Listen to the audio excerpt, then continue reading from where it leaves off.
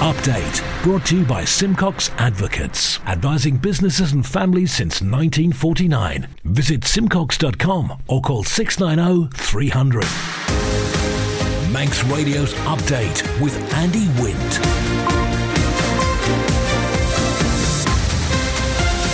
Faster by, good evening, it's 5:30. This is Update for the last day of July 2023. Monday 31st from Manx Radio, 30 minutes to look at the latest news on the Isle of Man. Background to the news and sport and business and Sea Watch and travel updates and the newsmakers in person this evening. The latest on Cummal Mooar. HSBC's got a new home in Douglas. The Chief Minister says the reporters' inquiries aren't being prevented. The Ravens got the season off to a winning start, and what the Southern Show means to the farming industry. Man Benham for all your business and legal needs.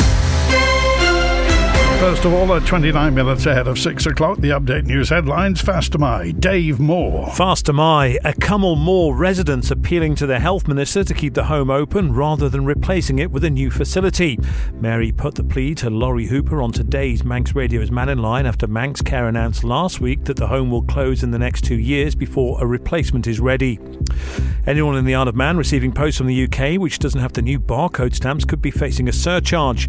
From tomorrow, Manx customers will have to pay an extra £1.10 should they get mail without the new postage.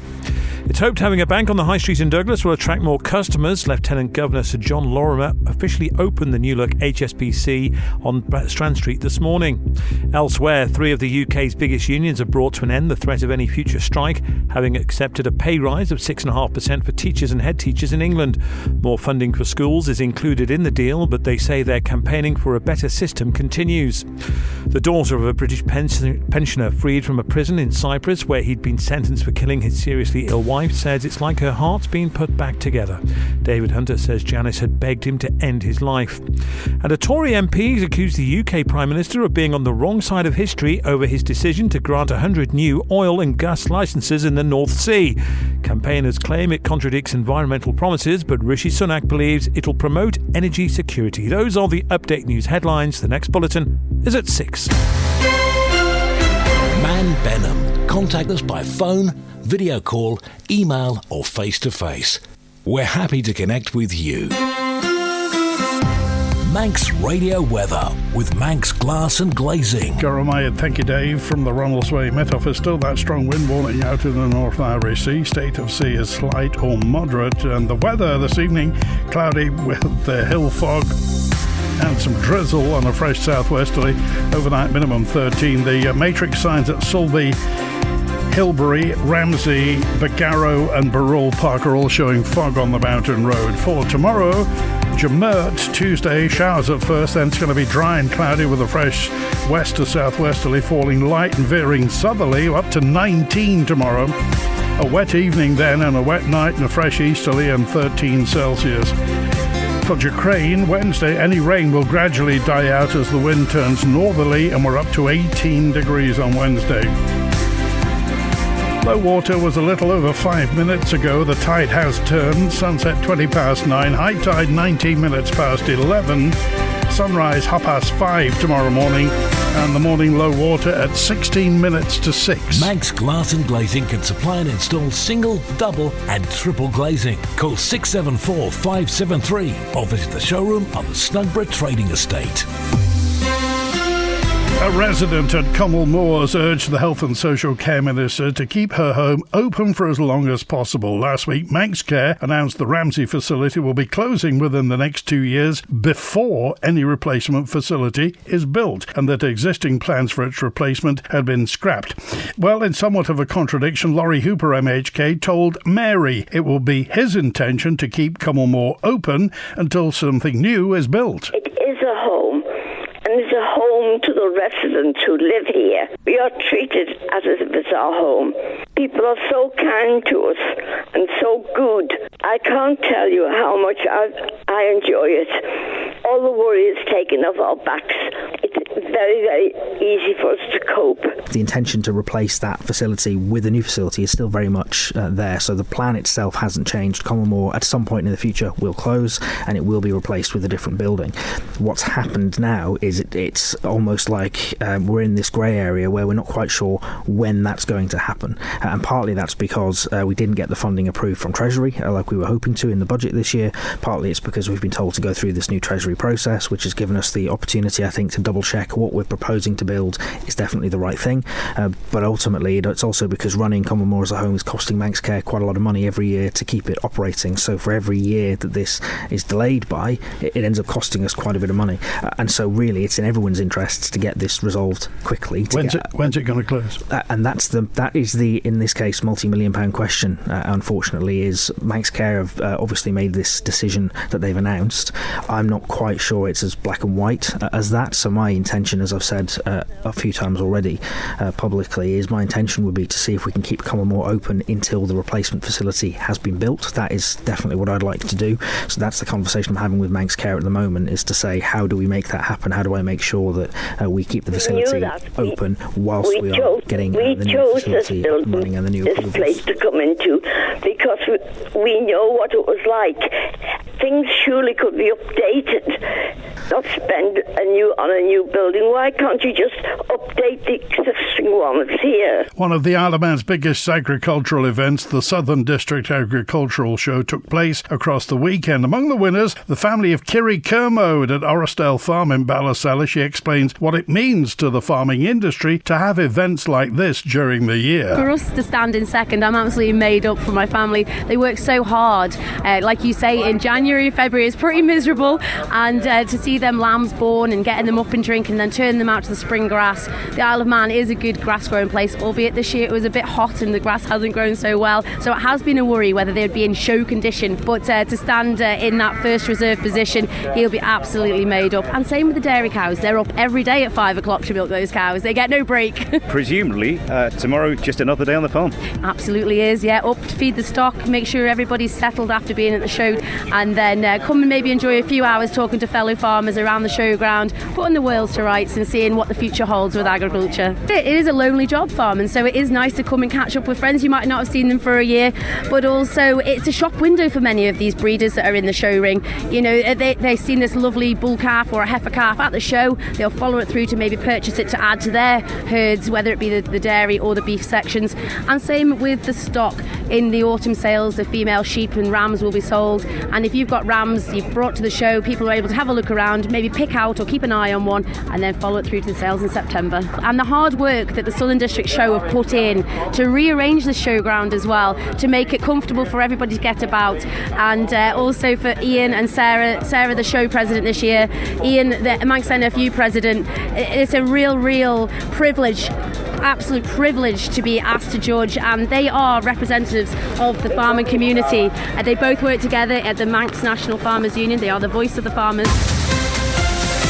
Update brought to you by Simcox Advocates. FC Isle of Man's club captain says every player in the squad will have to fight for results if the team's to improve for the new season, which got underway at the weekend. The Ravens started their 23-24 campaign with a win against Wythenshawe Town on Saturday, and Frank Jones believes there's a good atmosphere around the club. Pre-season's been amazing. We've had obviously 40, I think we've got 41 registered players now, and everyone's been at pre-season bang at it, and it's been obviously for Paul this week was obviously I'd imagine being really a big decision. There was a lot of lads that missed out, and then there was a couple of people like myself on the bench that you want to be in the starting 11, but everyone's flying, and the competition for places is electric. But if we want to go on and do really well this year, we're going to need all 41 players to dig in at some point, and I think we're in a really good place. First day of the season, you won't look back, will you, on the performance? You'll just look back on the win. I think at this kind of stage of the season, you just want to win the first game and get going, and get on the mark on the table and keep going like that, and we'll just progress now because the games are going to come thick and fast. So I think over the next month, 6 weeks, we'll be hopefully just picking points up here, there and everywhere. The new lads that have come into the squad, we're trying, the experienced ones are trying to explain to them, they might not be in today, but they might be in on Wednesday, and if they're not in on Wednesday, they'll be needed Saturday. And to do what we want to do this year and kind of push as high as we can, we're going to need everyone, and it's just trying to keep everyone fit, keep everyone interested, and going from pre-season, everyone's bang at it. Personally, what I see in the whole thing is it's becoming more like a club now. Like, all the lads are with FC Alaman. I think when it first set up, they were like still in the Manx game and with FC Alaman, and it took like 2 full seasons now. And I think now people, like, in pre-season, they've done pre-season with us, they haven't gone with their other clubs, as they say. I think they're really seeing it as FC as their club. If you're heading out of Douglas this evening on the old Castletown Road, we got reports of an incident on the road, a crash between the old and new Castletown roads by QEG, so do be aware of that. A new bank's opened on the High Street in Douglas. The Lieutenant Governor, Sir John Lorimer, officially opened the new HSBC on Strand Street this morning. Adam Belfield at HSBC is Head of Wealth and Personal Banking. So we had our first customers queuing up outside to get in and come and see the branch and the team. Customers are really enjoying it. They can see the difference the facilities make. We are open as usual, so we've got lots of appointments, lots of customers in with us.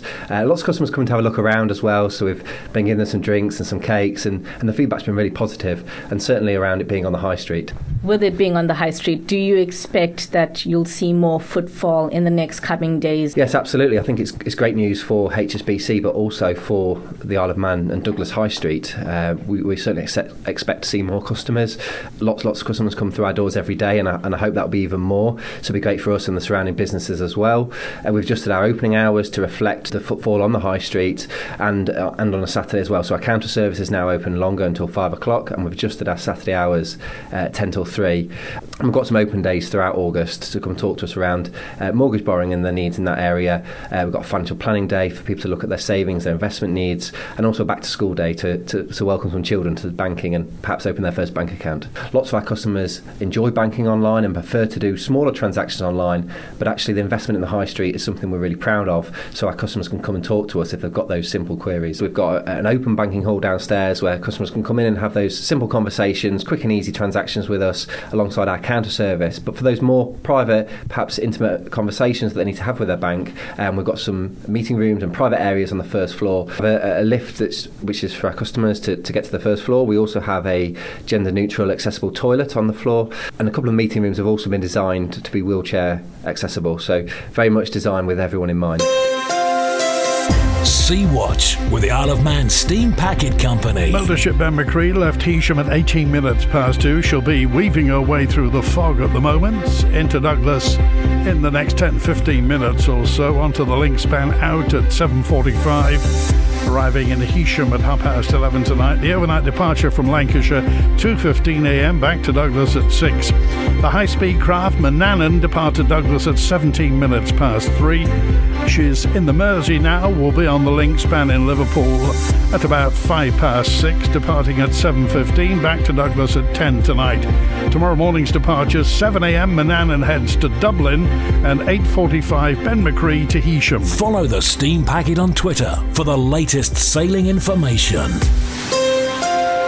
A long-serving weatherman's retired today after 40 years over the weather map. Adrian Cowan began his career in 1983 and moved up the ranks to become a senior meteorological officer. He told Manx Radio throughout his career he's had to help emergency services and the Coast Guard with severe weather events, but one that sticks out for him is in January 2000 when the Solway Harvester sank in Manx waters. I received a phone call shortly before midnight to say that there was a search and rescue in operation in the Irish Sea. They were looking for a vessel called the Solway Harvester who was fishing. The airport was going to open as part of the search and rescue support. I was asked, could I go into the control tower and switch on all the runway lights, because the search and rescue helicopter from RAF Valley in Anglesey was already running short of fuel. The air traffic controller arrived shortly afterwards, the fire service, then crew arrived, and they came running into the Met Office. So whilst they were waiting for their helicopter to be refuelled, I did make the lads a cup of tea. Then the captain of the helicopter wanted an update on the weather conditions, because the weather conditions were really wild that night. And I said, well, actually, it's going to get worse. The rain's getting heavier, visibility's dropping, and we're going to get a southwesterly gale 8. But the RAF crew decided, well, we're here on a mission. Off they went again to do search and rescue. Another helicopter arrived from Prestwick. They wanted their update. They wanted refuelling, and yes, they wanted another cup of tea. So it's the least I could do was to give them the weather update and make them a cup of tea. If that wasn't enough, the hours went by into the early hours, still no sign of the vessel, and the search was joined by an aircraft from the Irish Air Corps, also landed at Ronaldsway to refuel. And yes, you've guessed it, I made them a cup of tea. So I feel like I did my bit to help the search and rescue efforts on a really, really very difficult night, a very sad night, because subsequently we discovered the following day the vessel and all 7 crew members have been lost in the Irish Sea. Manx Radio Business Briefing. At 5:45, the building products manufacturer Marshalls warned on profits today and said it'll cut about 250 jobs as it announced the closure of one of its factories, pointing to high inflation, rising interest rates and weaker consumer confidence. And for a full daily market report, go to ramseycrookall.com. A scientific breakthrough is being hailed as one of the holy grails of modern physics, is raising business community eyebrows. The Independent reports that scientists in South Korea claim to have produced a new superconductor, a material that conveys electricity without losing energy to electrical resistance, and this one works at room temperature and at ambient pressure. The new material is called IK99. It's been synthesized, and it could represent one of the biggest physics breakthrough of recent decades. Experts say the results haven't been replicated yet, and there could be other explanations for the apparent astonishing behavior, which doesn't require cryogenic temperatures and or extremely high pressures. If it's true, it'll be a quantum leap towards revolutionizing real-life applications, including lossless electricity transmission through power grids, magnetically levitating vehicles, a new generation of high field magnets for MRI scanners, superconducting filters in telecom cell sites for better signal quality, room temperature processors for quantum computers, all without cryogenic cooling and enormous amounts of electricity. The Stock Market Report, brought to you by Ramsey Crookall. UK and European markets turned higher. The yen extended losses from a volatile session at the end of last week after the Bank of Japan loosened its grip on interest rates. Oil prices set to post their biggest monthly gains in more than a year, and gold rose, and the numbers now from Ramsey Crookall. At the close in London, the FTSE 100 is up fractionally a 0.07% at 6,699. The DAX in Frankfurt down correspondingly a 0.07% at 16,458. A short time ago in New York City, the Dow Jones Industrial up 0.06% at 35,481. The Nasdaq Tech Stocks Index fractionally down 0.03% at 14,321, and the S&P 500 stable at 4,582. In the exchange markets, the British pound sterling trading at $1 28.6 cents, €1 16.6 cents, and 22 South African rand 90.2 cents. In commodities, gold's up 0.6% at $1,971 per troy ounce, and a barrel of Brent crude is up 0.1% at $85.33. You've got an investment plan? Yeah, Mike set it up. But don't you need loads of money to do that? Not this one. It's called Shearwater from Ramsey Crookall, and you pay in monthly as little as £100. So it's like saving regularly, really helping us invest in the future for a house, or the kids' education. £100 a month? I could easily do that. You should. The sooner you start, the better. Invest in your future with as little as £100 a month. Shearwater from Ramsey Crookall, the island's investment specialist for 75 years. Call 717171 or visit ramseycrookall.com. Licensed and regulated by the Isle of Man Financial Services Authority. The Isle of Man in 30 minutes. Update on Manx Radio with Andy Wint. Faster by, the Chief Minister insists a reporter isn't being prevented from making inquiries into government's handling of COVID-19 pandemic, despite being issued with a legal letter. Alfred Cannon, MHK, says actions had to be taken after individuals were named. Mr Cannon and the online Isle of Man TV's Paul Moulton discussed the issue on Perspective with Phil Gaughan. There is very, very serious undertones. And the reason why Mr Moulton got a letter was because those 3 officers were clearly named. Those serious connotations and undertones were contained, and Mr Moulton was simply asked to consider very carefully how he was going about naming senior officers. There was nothing to stop him carrying on with his inquiries.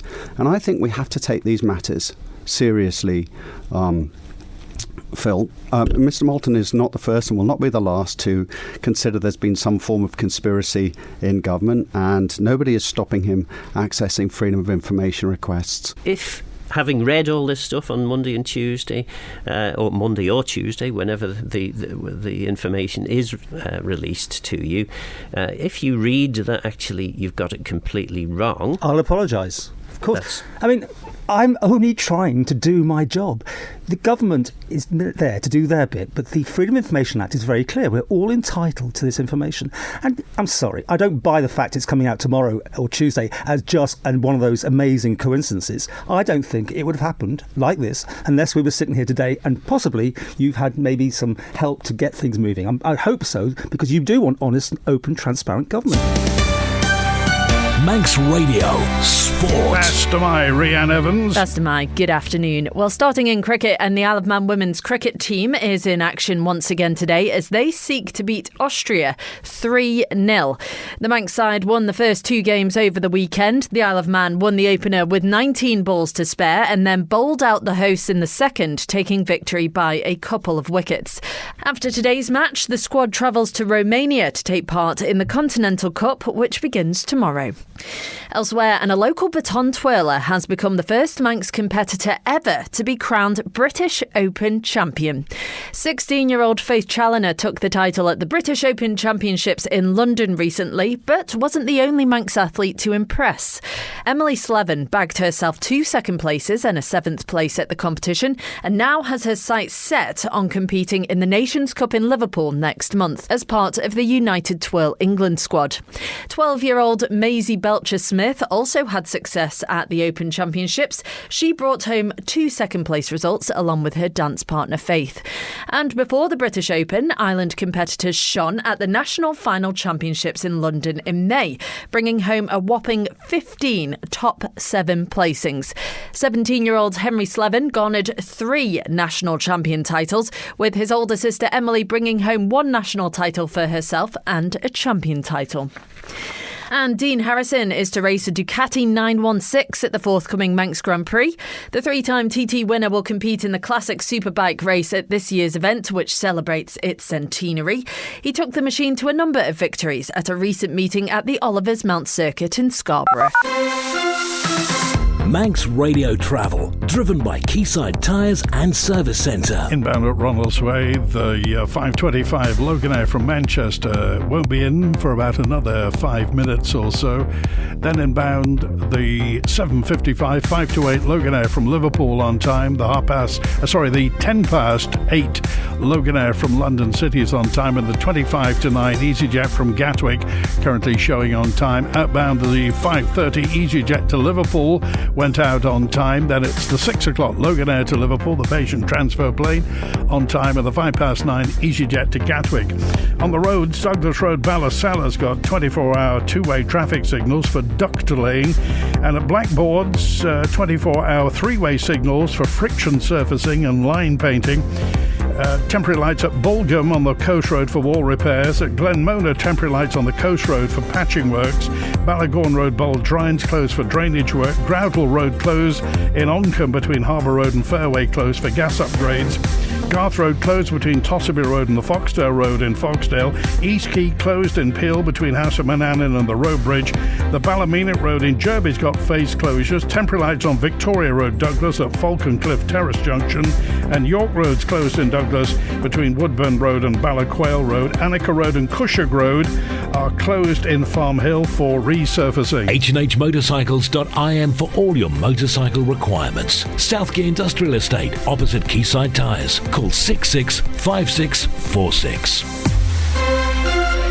Braddon commissioners are asking the Department of Infrastructure for more than £3 million to meet the cost of the leisure centre development due to be completed on the 17th of November. The chair, Andrew Jassop, says the cost of it could still have an impact on ratepayers. Well, at the moment, we don't know what the final outturn is going to be.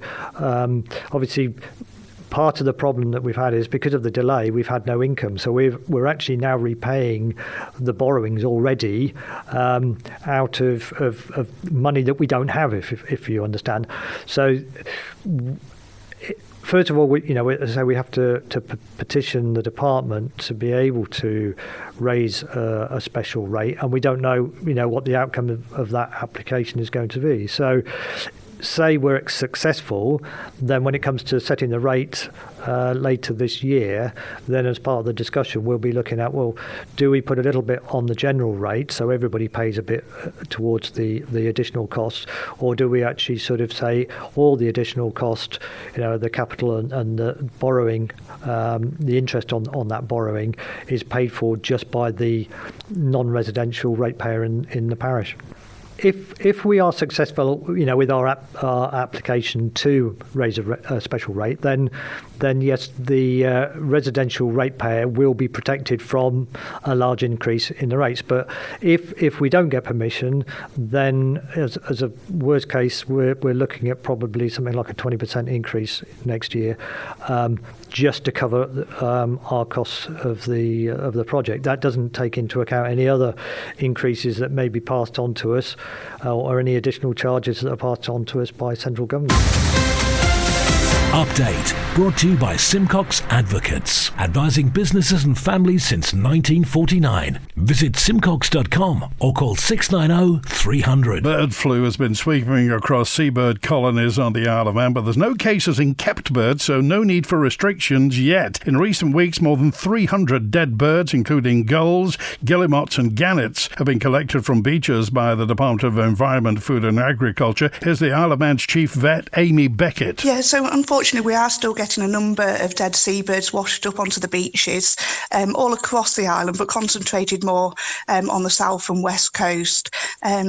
Officers from the department are collecting up some of the birds that are reported into us. We currently don't have any cases in kept birds on the island, which is great news, and thus there aren't any restriction zones in place. But we are really trying to get the message across to people not to touch or pick up dead or sick birds. So we're only realistically likely to fetch in restrictions if we get cases in kept birds, so if we get cases in one of our poultry flocks. To be honest, if it's just one seabird, then the best thing is just to leave well alone.